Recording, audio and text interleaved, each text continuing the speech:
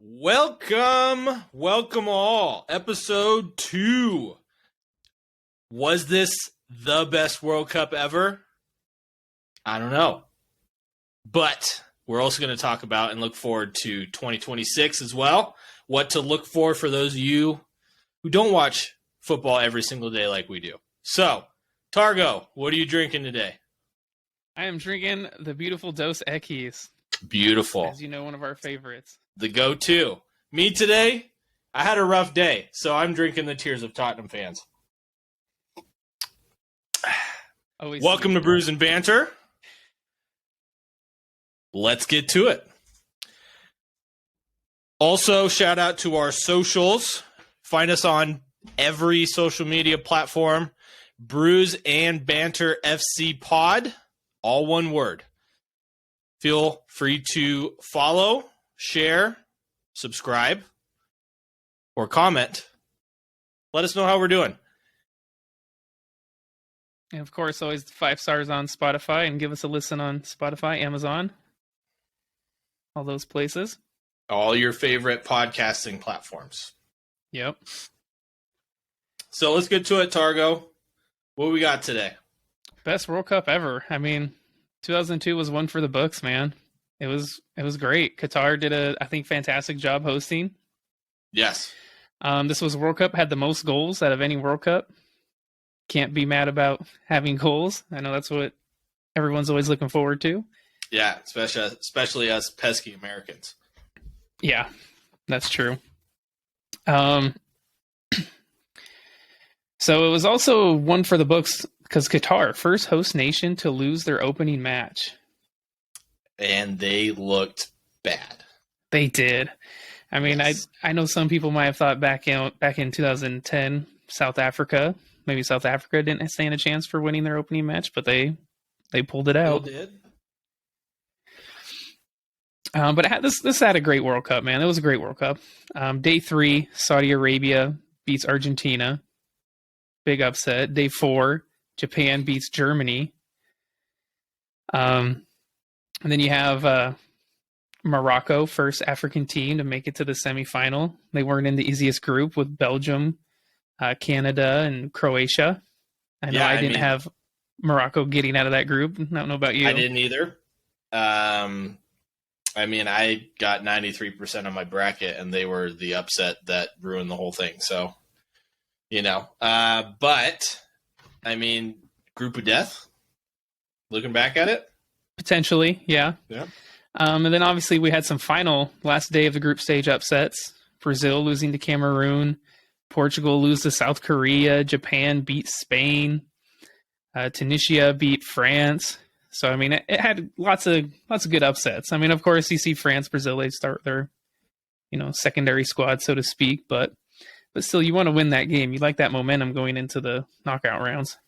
Yeah, and not to mention those teams, their backups are better than the starters of most other countries, quite honestly. Fair enough. That's true. I feel like this World Cup had some pretty great goals. That Richarlison acrobatic goal against Serbia was definitely a fun one. Yes. The goal for Saudi Arabia to beat Argentina was a fantastic goal. Yeah, both of those goals in that game were phenomenal. I know Mexico, that Chavez free kick against Saudi Arabia was pretty spectacular. Ramos for Portugal, that left-footed strike, that banger he put right up into the top corner near post. That was a fun one. Where the spiders lay their eggs. Yep. And then Neymar, that goal in extra time against Croatia. That was a great team goal. Yeah. Yeah. So, there was definitely some great goals in this World Cup. But was it the best? I don't know. It's tough to say. There's been a lot of great World Cups. Kind of going down back to 2018, World Cup in Russia. There was some fun games in that World Cup as well. That Russia versus Croatia game that ended in 2-2 and went to PKs. That Denis Cheryshev strike in that game was a beaut. France versus Argentina in 2018 ended 4-3. Benjamin Pavard with the goal of the tournament in that game. What a beauty it was, too. I think Di Maria had another nice one in that one. And then that Belgium-Japan game that ended 3-2. Belgium winning it right there at the end. And then just, Russia and Sweden, two teams no one expected to make it to the quarterfinals, and they did. So credit to host Russia. And I know you and I were talking about some goals from that game, that free kick from Toni Kroos from that angle. That was literally the impossible angle. Like, there's no way he's going for the goal in that. And then it ends up top bins back post. So that was a beaut. That Ronaldo free kick against Spain, that was a great game because obviously he was playing his football in Spain at the time, and he gets the 2 goals, or I think it was 2 goals in that game, but just it was fun. And then I mentioned that Benjamin Pavard goal against Argentina. So I would put 2002 above 2018 though, going off those kind of highlights. The 2014 World Cup in Brazil, I don't think was better than 2022. It was fun. Obviously, you had the humiliation of Germany beating Brazil 7-1 in their home country. Definitely felt a little bad for them, but... But did you? No. Another great story from that World Cup was Costa Rica. I remember I had traveled to Costa Rica a little bit before that, so I always hold a little special place in my heart for them. Mm-hmm. So it's always good to see them do good. That's when they had that Joel Campbell and Brian Ruiz. Oh, yeah. Tearing it up. Navas as well. Yeah. Yep. And then mainly from 2014, I think I remember James Rodriguez really making his mark. Oh, man. He burst onto the scene in that World Cup with those goals. So he was definitely fun to watch. And, of course, I think the image that everyone knows from that World Cup is that Van Persie header.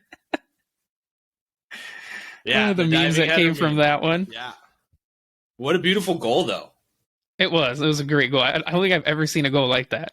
No. Just that looping header. And then Klose became the top goal scorer in that tournament. It was a very sad moment World Cup for me. all time. Yeah, very sad moment for me. Him passing Ronaldo.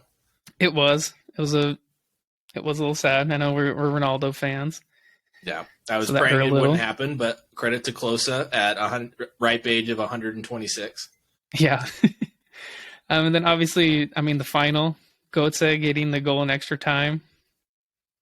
That was a great moment. Yes. Yes. Like I said, I don't think it was better in 2022. No, I'm right there with you. 2010 World Cup, South Africa. That was a interesting one, first time in Africa. That opening goal, gonna butcher his name. Sorry, it was Shabalala, I think. Yeah, I gets that left-footed rocket. Sure that's what the announcer said during that game, and then freaked out afterwards. That's what I remember most too. Is the announcer, man? He went crazy just when South Africa got that goal. So that was fun. Obviously, there was also the controversy on the ball. I know a lot of people didn't like the ball. It moved in weird ways. Is that the Jubilani? I think that's what it was called. Yeah. Yeah, that it moved too much. Yeah, and then you had some standout performers in that World Cup. Obviously, Diego Forlan comes to mind. Mm-hmm. He would practice with that ball, scored some stellar goals. Free kick, I think. I feel like that's when Ozil really burst out onto the scene. Yeah, Mesut Ozil. Some of the goals I remember is that Gio Van Bronckhorst goal from the left side from all of, 40 yards out. France did terrible in that World Cup. They had the likes of Henry and Ribéry, Malouda, and all those great players, and they just didn't make it out of the group. French walkout. Yep. North Korea made it to that World Cup, believe it or not. Yeah, I actually do believe it, and I do remember it because nobody remembers the players on that team because I never heard from them again. So I remember they said they had paid actors in the stands to watch them. Ghana beat the U.S. That was a great game. I remember that game for some reason. Obviously, that's round of 16. It was a good game. What else happened in that World Cup? I think that was the Germany-England, the ghost goal. Yeah. I mean, honestly, the thing from that World Cup I remember isn't even from that World Cup. It's the France handball against Ireland in qualifying playoffs. and the whole hoopla about should it be replayed. All the France players apologized, but yet nobody did anything about it. I was wondering, that's a love-hate for you thing, because you're Irish, but then you have an Henry jersey right behind you. I do, and I was rooting for Henry, but not for him to score that goal. So, yeah, it was hard for me to take wearing my Irish jersey at the time. Maybe one of these podcasts I will hang that up as well. But, you know, it's Henry. I can't be mad. Yeah. And then honestly, I think the most memorable thing for me was that Uruguay-Ghana game. The handball from Suarez, the PK, Gian misses the PK, and Uruguay go through. It was him also celebrating in the tunnel, just watching after he got sent off. Set up one of the biggest storylines of the 2022 World Cup as well. So, but yeah, I thought that was a good World Cup. Was it better in 2022? Close, but I don't think so. Bigger names, maybe. What's that? That would be bigger names, maybe. Yeah. But then we moved to 2006. This was in Germany. Mm-hmm. Honestly, I don't think that was the best World Cup. I mean, I remember obviously the biggest headlines were the headbutt from Zidane. Yeah. France losing on PKs in the final. One game I specifically remember was when Italy beat Australia in the round of 16 on a PK, and it was the 94th minute out of 3 minutes of added time. Mm-hmm. And I went to Australia right after that game, and they're all pissed off. Saw a bunch of graffiti. Italy paid the refs. So it was fun. I remember that specifically. Yeah, and that was right in the midst of the Juventus scandal as well. So okay, where they were paying the refs, believe it or not. Looks like they might be in some trouble again here. We'll see. Yeah, we'll see. But also, I mean, honestly, that year, Henry not winning the Ballon d'Or, mm-hmm. came in third behind Cannavaro and Buffon. I think it was the biggest robbery. I think the biggest robbery was that a goalie has never won the Ballon d'Or. Cannavaro came from nowhere to win it. Buffon is arguably the greatest goalie of all time. So, I think Henry should have won it. Makes it to a World Cup final. Makes it to a Champions League final. It's because he doesn't win them. Doesn't mean he's not the greatest player, but I think that season he was. Yeah, well, but I mean, in the previous episode we did rank him in our top 4 best players of all time. So, personally, and I know a lot of people who would rate him as the best player to ever grace the Premier League. I mean, he did get voted as the best player in the history of the Premier League. So, but moving on, 2006. Like I said, I don't think it was the best World Cup. No, obviously the Zidane headbutt left a bad taste in my mouth. You wanted the best for him, and then he goes out that way. But 2002, I do feel like 2002 was a fantastic World Cup, and maybe pushes 2022 closest. So which one is the best? Yeah, I mean, in my opinion, I think it's the best, but it's also the one I remember the most. So, I mean, it was in Korea, Japan, first time in Asia, dual country. Mm-hmm. Great headlines: South Korea, Turkey making it to the semifinals. I know South Korea, most people kind of wrote them off, and then obviously being in the home country has an effect. Yes, 100%. I remember Senegal had a really good World Cup that year, making it to the quarterfinals. The U.S. fortunately lost to Germany in that World Cup, but they played really well. I remember Brian McBride had a good World Cup. In my opinion, the best U.S. soccer player of all time. Great player. Yes.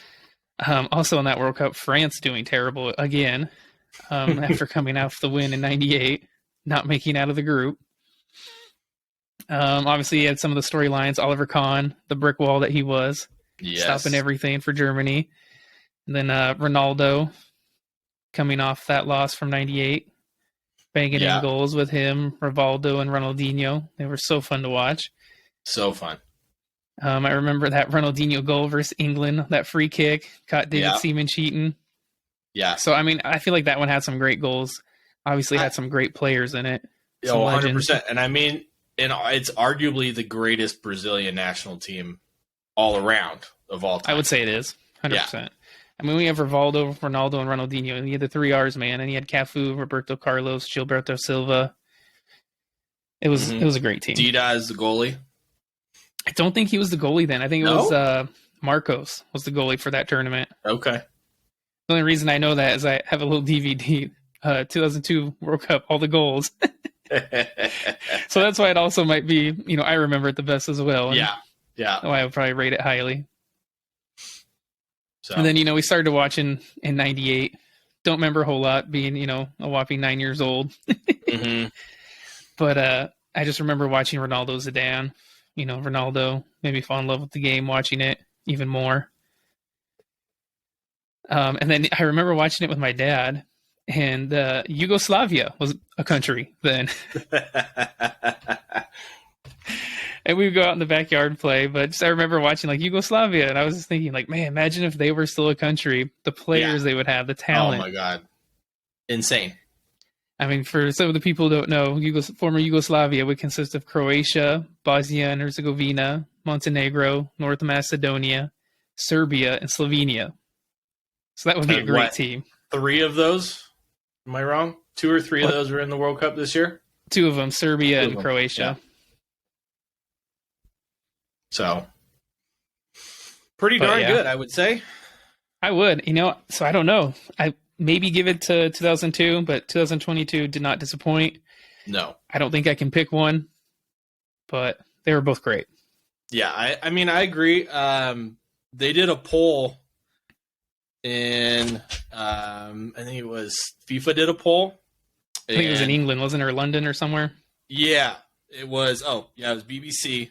Qatar 2022, 78%. 2002 Korea, Japan, 6%.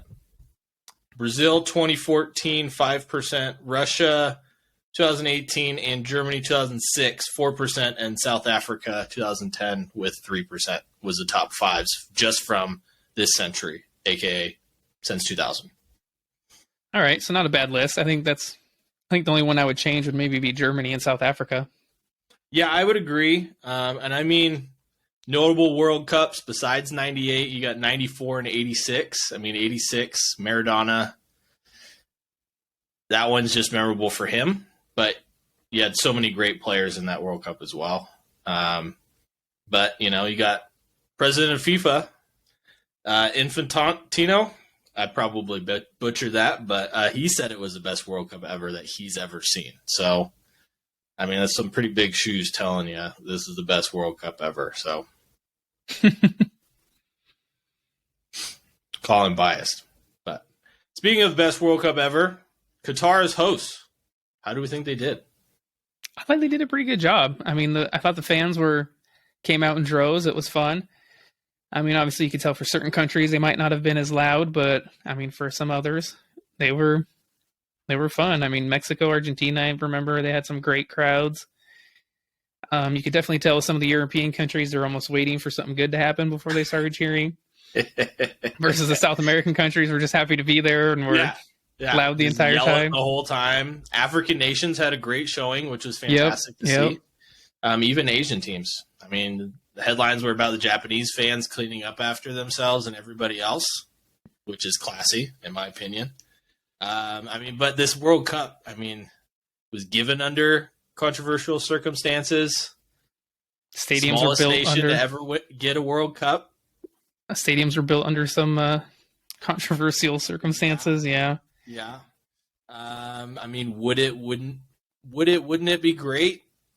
I mean, it turned out to be great in a footballing aspect. Outside of that, it was the first dry World Cup.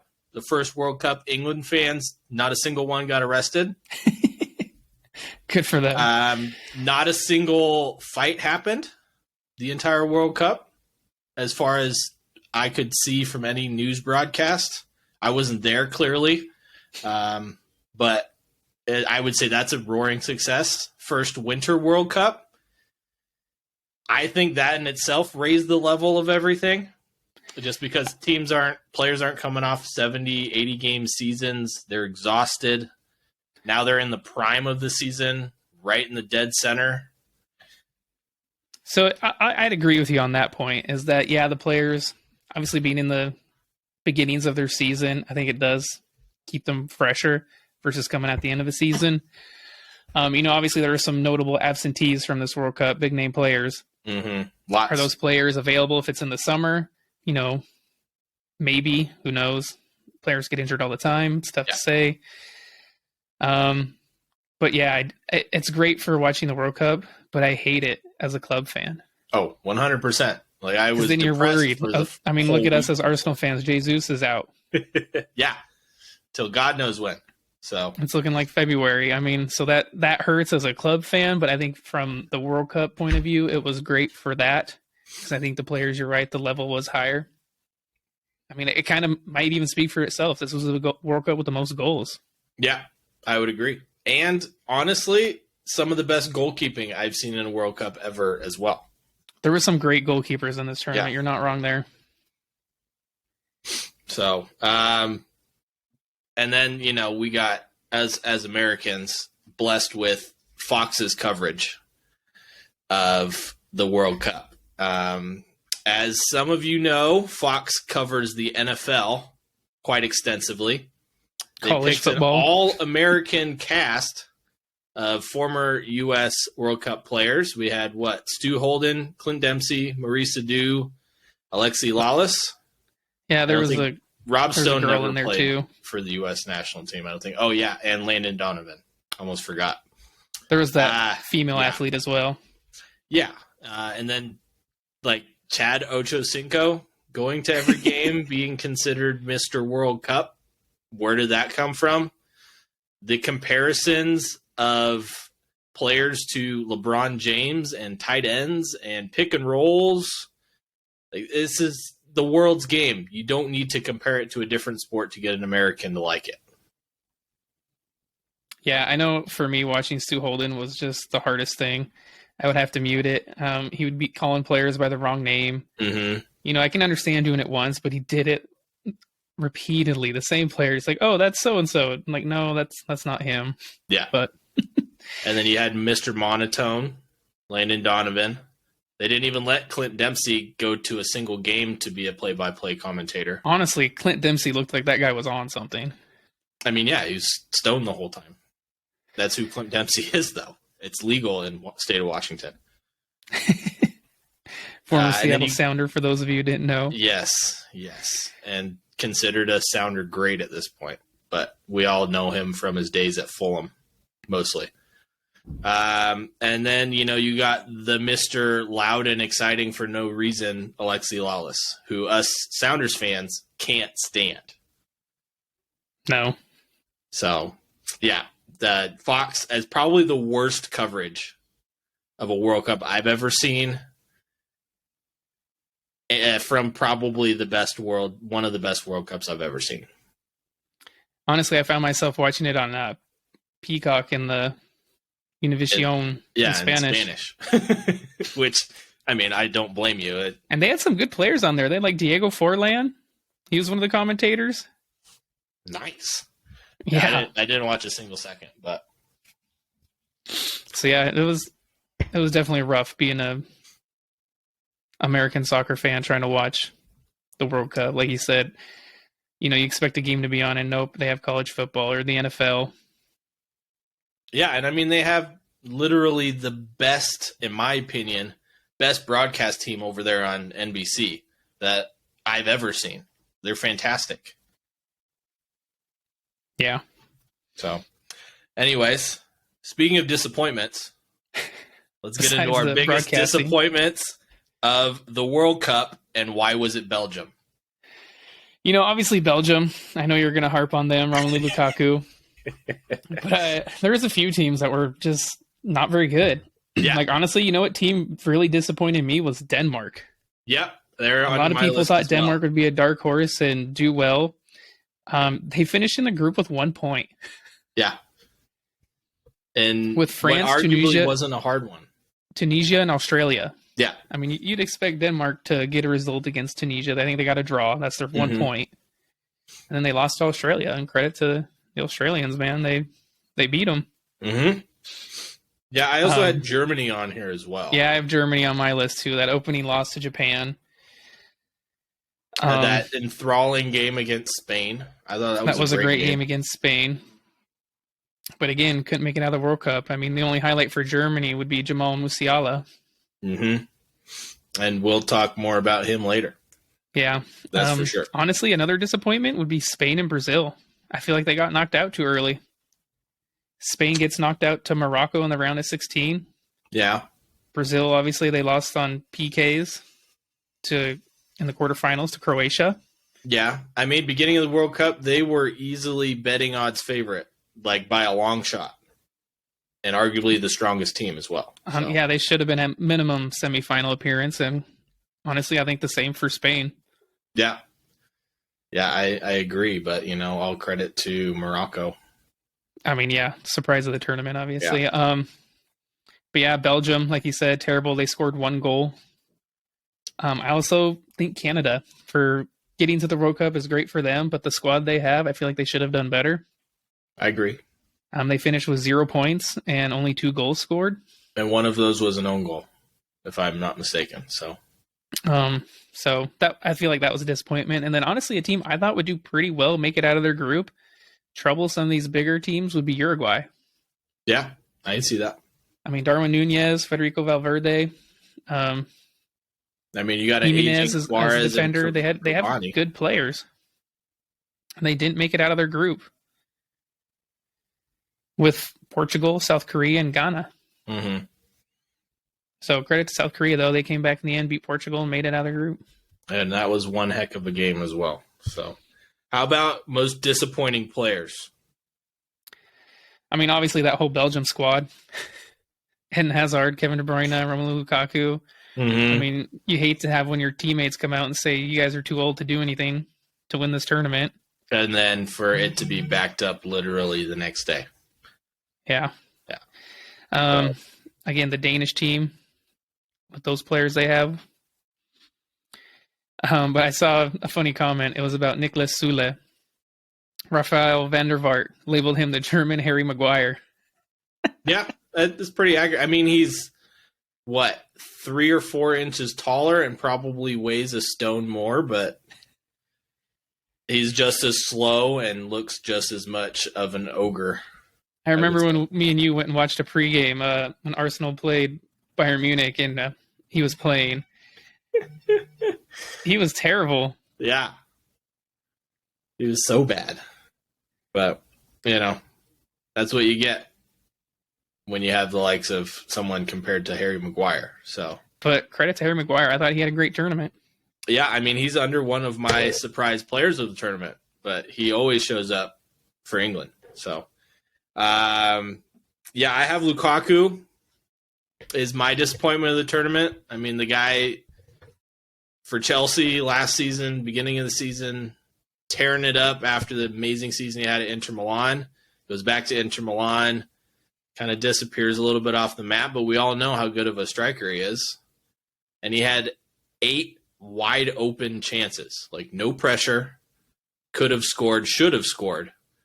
And only 2 of those hit the target. 5 of those were inside of 8 yards. So the whole statement of couldn't hit a broadside of a barn from 4 feet away, it looks pretty accurate at this point. So, yeah, watching that last game replayed, it was tough. Tougher if you're a Belgium fan. Yeah. That's all I can say. I mean, it was bad. Yeah, wasn't good. Bad.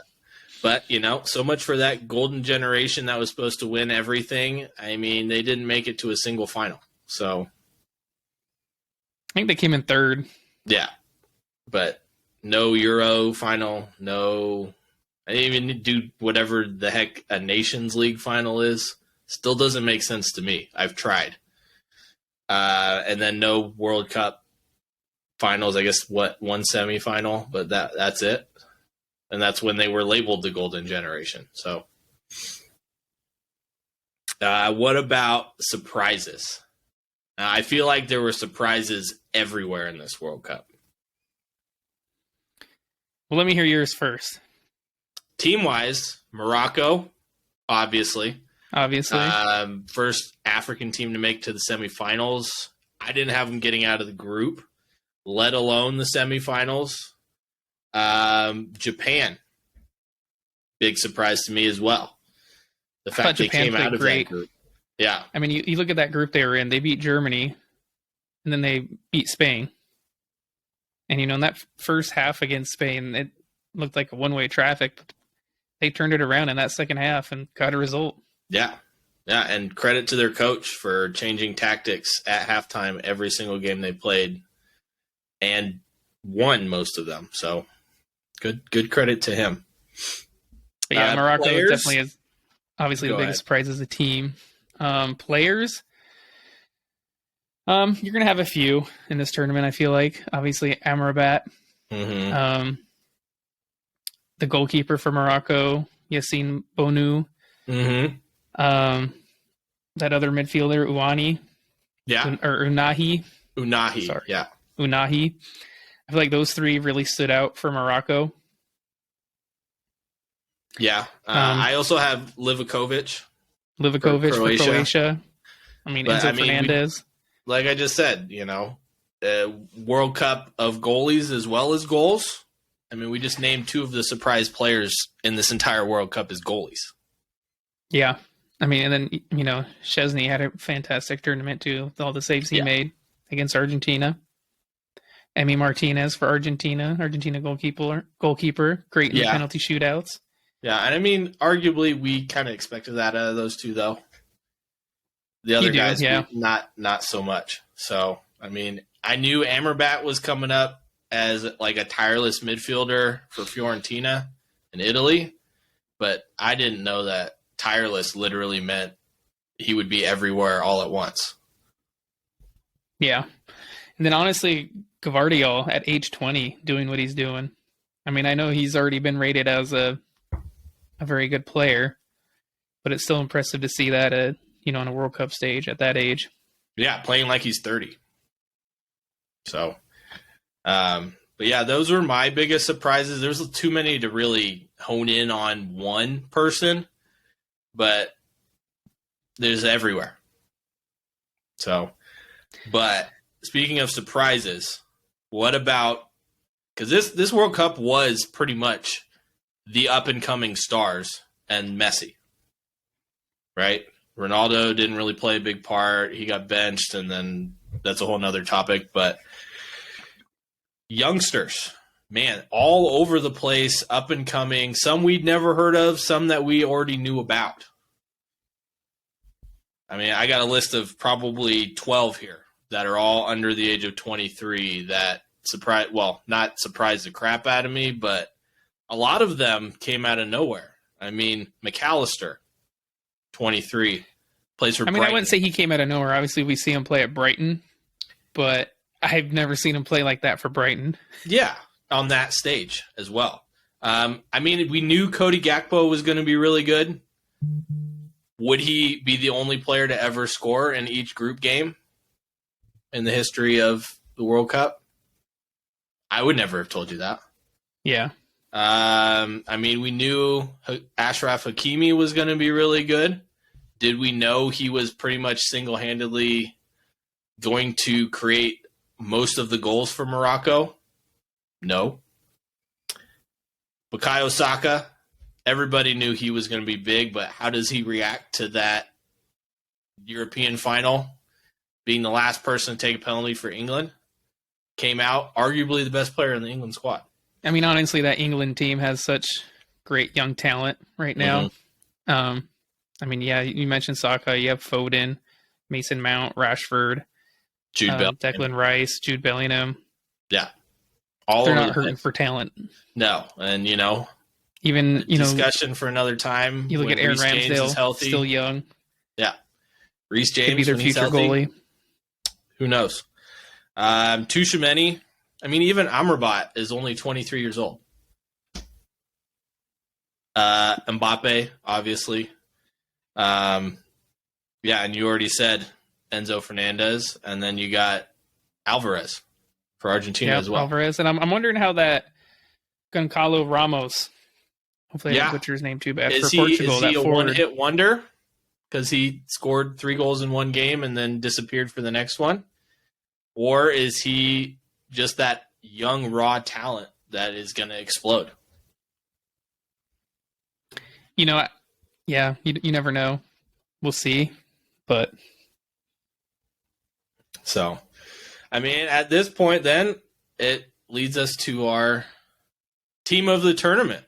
Who were the standout performers? one other young player I'd like to mention would be that Jamal Musiala, Yeah, 19-year-old. I mean, he was the best player for Germany. in a very disappointing squad. Yes, I will agree with that. But yeah, I think him and Jude Bellingham, they're only 19 years old, so obviously bright futures. Yeah, we'll see what teams they go to next, but I don't think Musiala is going anywhere anytime soon. Okay, yeah. So my team of the tournament, is that what you want? Yes, let's have it, Tyler. Team of the tournament. I'm just going to go through it, and then I'll explain my decisions after, all right? Okay. So goalkeeper, I have Emi Martinez for Argentina. My right back, Ashraf Hakimi from Morocco. My center back, Josko Gvardiol from Croatia. My other center back, Roman Saiz from Morocco. My left back, Theo Hernandez from France. In the midfield, I went with 3 in the midfield. I have Enzo Fernandez, Antoine Griezmann, and Luka Modric. In my front 3, I have, as no surprise, Lionel Messi, Kylian Mbappe, and I went with Bukayo Saka.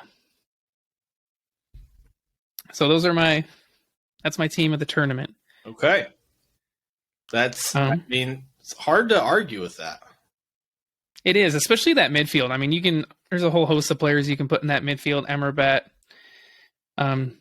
Jude Bellingham, Unahi. You know, I went back and forth on Saka, Cody Gakpo, or maybe Olivier Giroud, but I just thought Saka was such a danger down that flank for France, getting free kicks, beating players, and so I went with Saka. Okay. Well, then I will go with mine because there's going to be some discussion here because I don't agree with some of your choices. Goalkeeper, I did not pick Emi Martinez. I have Livakovic. I mean, you go either way. Livakovic, 24 saves, most in a World Cup ever.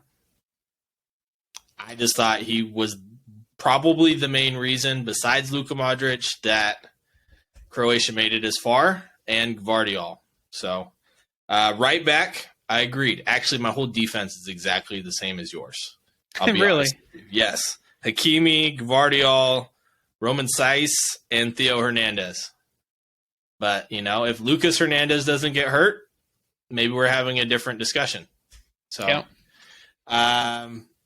midfield, this is where we disagree, but I also kind of went off the beaten path for the rest of my team. So I did Amrabat as my defensive midfielder.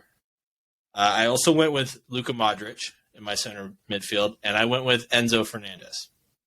So a lot of agreement there. I thought Amrabat was much better than Jude Bellingham was, and you could argue that. I didn't put Griezmann in my team of the tournament, but he's a close second for my attacking midfielder. So off the beaten path, I put Messi as my attacking midfielder because he didn't really have a position. Just kind of walked and floated everywhere and then got the ball and then went everywhere. So Bukayo Saka on my right wing and Cody Gakpo on the left with Mbappe up top. There's arguments for other people. I mean, if I put Messi on the wing, I would have started Saka and Griezmann, but I didn't. I didn't. I mean, I understand. Like, Livakovic would be my second choice keeper. Amrabat would be my first sub for that midfield. I probably also put Unahi. Yeah. And then, honestly, as another striker, maybe Alvarez, Giroud. Yeah. I had Casemiro also as my next sub in the midfield. And then my backup striker, I actually had Julian Alvarez, who came out of nowhere for me personally because he doesn't look that good for Manchester City. Well, I don't think, the guy's not going to get much of a look in with Erling Haaland, but. No. I mean, nobody is, honestly. So, yeah, we weren't too far off. Just our goalkeeper and a player in midfield and one up top. Yeah. So 3. Yeah, but I mean, so many good players to pick from. I mean, we didn't even mention Phil Foden. So. No. And he also had a great World Cup. Yeah, he did. So, yeah, those are our team of our tournaments. So let's look forward to 2026, Canada, USA, Mexico. Ooh. 3 host nations. All right. Yes. So let's get into some predictions. Let's see how wrong we can be here in 4 years. Okay. I guess we start off with the obvious one. Who wins it? Man, I don't know. It's tough. I think if I had to pick a favorite right now, I'll pick England. Okay. Give me your top 3 teams. Okay, I can do that. Actually, I wrote down 4, so I can give you 4. Okay, let's do 4. Yeah, let's do 4. But I think Spain will do good with the young talent they have in that midfield. Gavi, Pedri, Ansu Fati, Ferran Torres, Dani Olmo. They're all under 25. Mm-hmm. We'll see where they're at defensively. That back line I know is aging with Azpilicueta and Sergio Busquets. Rodri had to play back there. Yeah. Jordi Alba. All getting old. Yeah. But we'll see what they can do defensively. I mean, they have Eric Garcia, Pau Torres. That left back they brought at the last minute, Alex Balde. Yeah. He looks like a stud for Barcelona. So, I mean, we'll see. Brazil, obviously, the young talent they have. Midfield is young with Bruno Guimaraes and Lucas Paqueta. I mean, host of attacking talent. Richarlison, Martinelli, Antony, Rafinha, whoever else I'm sure I'm missing. I think their defense also, we'll see where they're at. Yeah. When you're playing Marquinhos, who's getting up there, and Thiago Silva, who's already up there, but somehow still managing to play great at that. Yeah, the way he's kept up his levels of play is astonishing to me. So, and then, like I said, England. I think England has a real good chance with all the attacking talent, young attacking talent. Oh, yeah, that whole squad is very young. So, I mean, just some players off the bat here. You know, Bellingham, Saka, Foden, Mount, Rashford. I mentioned Declan Rice, Calvin Phillips, Trent Alexander-Arnold, Ben White, Conor Gallagher. I mean, those are all. I think they're all under 25. Players that didn't even make it. Harvey Elliott. Harvey Elliott's another one. I mean, you had, like I mentioned, Ramsdale, still under 25. Yeah. So again, we'll see where they're at defensively. I mean, I feel like for this next World Cup, there's 2 questions. Does your team have a striker, or does your team have a reliable defense? Like, each team has one or the other, right? Like, look at the United States team this World Cup. They didn't have a true number 9. They struggled because of it. Do they find one before the next World Cup? Do they have an up-and-coming talent? I mean, 4 years is a long time, so it is possible. I know at the beginning they were playing Josh Sargent. I mean, he's still young. How old is he? 22? He's early 20s. He's 22. But at the same time, I mean, I haven't seen the levels from him, like even moments. Yeah, that would consider him to be a true number 9 that scores goals for fun. Oh, no, I don't think he does. I'm guessing he's still at Norwich. Yeah. Yes. So, so for me, I went with Brazil to win it. Why? I don't know. Call it a hunch. You'll see later in my pick for player of the tournament. England, yeah, they definitely have a good chance. France, because they're still so young and have so many good talents. I was going to mention France, yeah. I mean, if you look at the current squad now, who are they going to lose in 4 years? They might lose Lloris, Varane, Griezmann, Giroud. Yeah. I mean, in defense, you have Saliba, Upamecano, Koundé. Yeah. And I mean, the midfield, Tchouaméni. The Camavinga. Who's still only 18, believe it or not. I mean, yeah. I mean, obviously, you still have Mbappe. Yeah. Ousmane Dembele. Yeah. I mean, they're loaded on the wings, and a lot of players that are considered world class still didn't make it into their squad. So, I mean, if Deschamps stays on for the next World Cup, then he's got a conundrum on his hands. But and then my fourth, I picked Spain. So, yeah, Germany was a close fifth.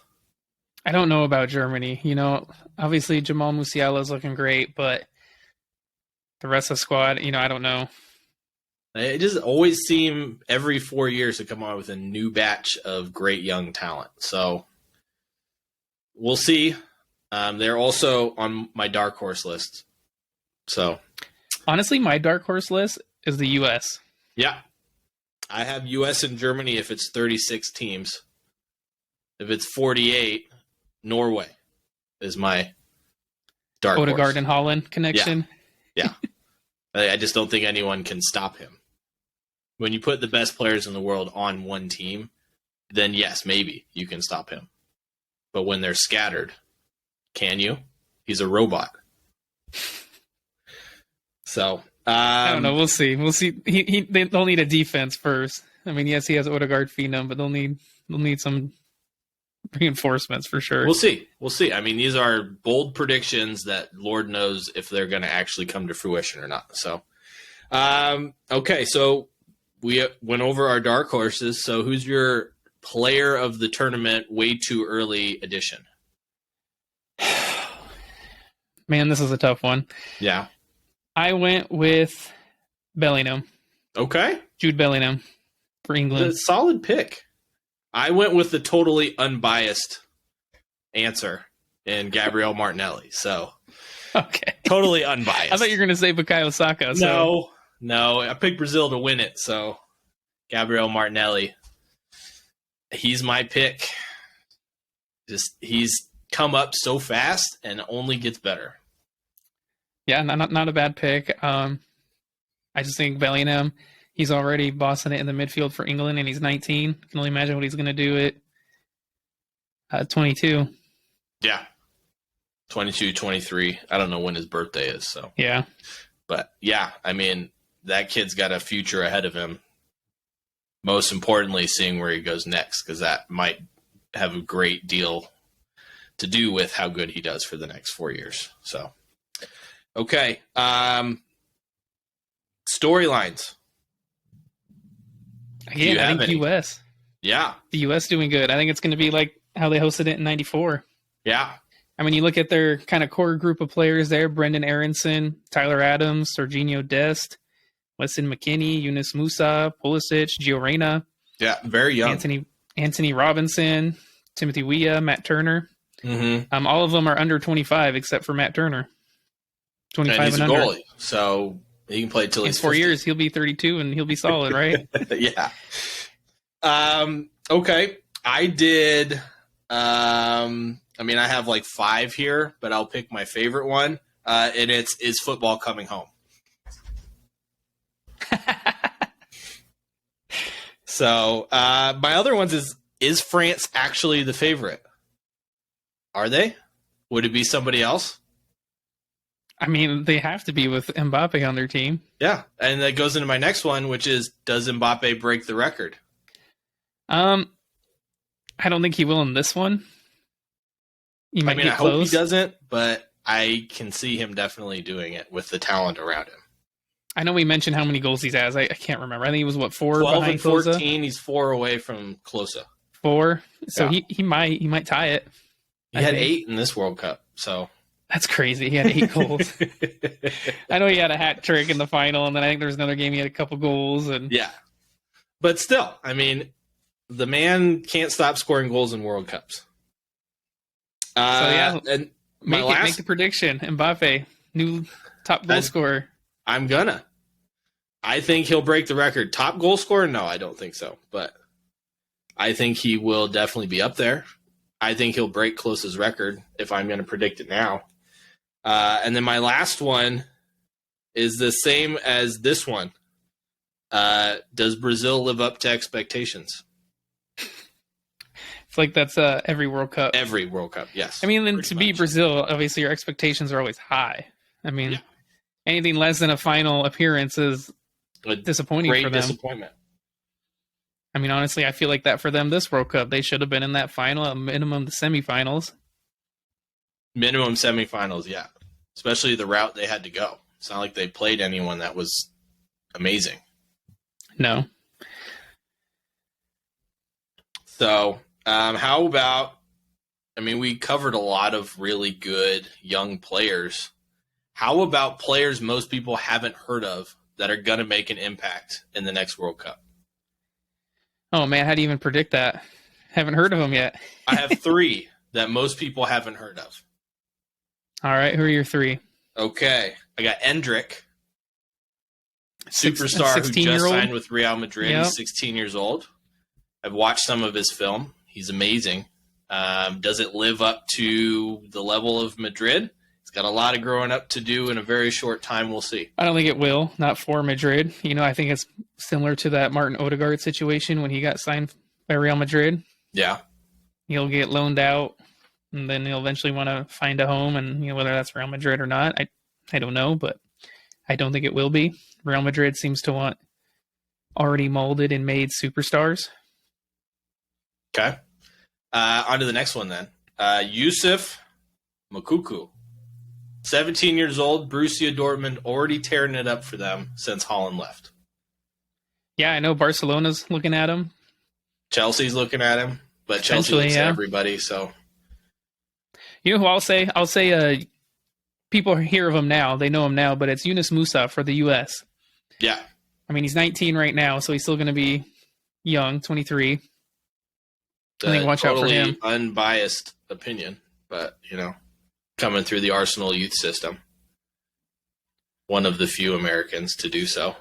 Plays for, is it Villarreal right now? Or is it Valencia? Yeah. Villarreal. Yeah, I mean, that's a great choice. Honestly, he was a stud this World Cup. Honestly, in my opinion, the best midfielder for the United States. I think so. I mean, yeah.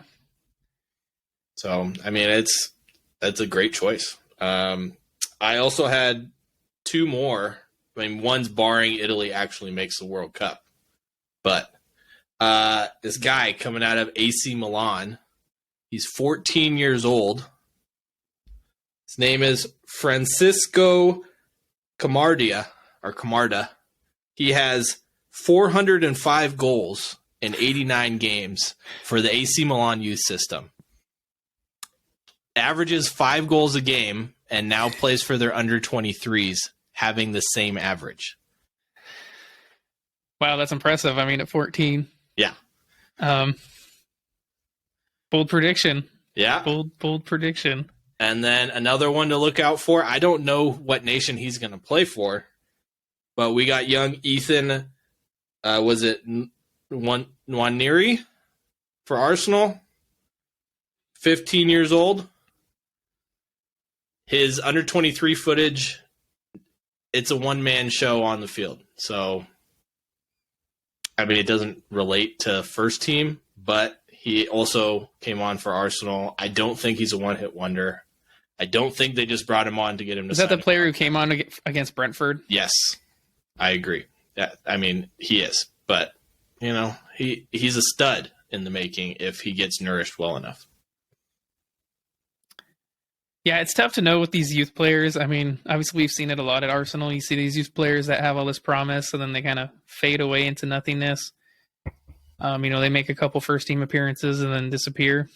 You know, we'll see. Or go out on loan 5 times and then get sold. Yeah.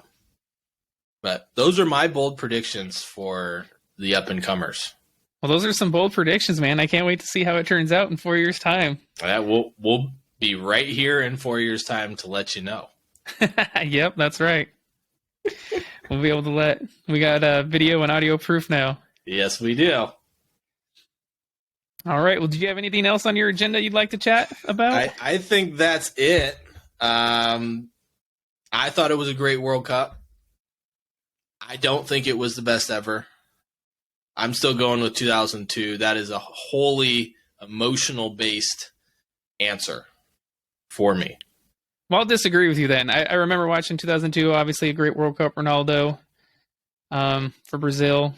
Ronaldinho. I'll say Qatar. I'm going to say it now. Qatar 2022, best World Cup. I think it had the best final with Messi against Mbappe, Argentina versus France. The dramatics within the game, 2-0.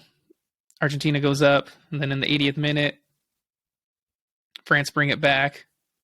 Tie it up 2-2, goes to overtime. Argentina gets a goal. France gets a goal. Boom, we head to PKs. And the dramatics of PKs are always nail-biting. So yeah. I'll say 2022. Honestly, probably just because of that final. Okay. If the final is not that good, I probably wouldn't say 2022. Fair enough. But I'm going to say 2022. All right, bold prediction. But yeah, I don't have anything else other than that. All right. Well, that's it for this episode. What do you have coming next? Next, we have our recap of the year 2022. I mean, obviously, we just covered the biggest event of 2022, but more bold predictions for 2023. Transfers, will they, won't they work out? Will Arsenal finish top of the league? Shh. We don't say that. Will Erling Haaland break every record known to man? Find out next time. All right. Well, thank everybody for listening. We appreciate it. Like we mentioned at the beginning, like, subscribe to all of our socials, and we'll talk to you guys later. Bye. Cheers. Cheers.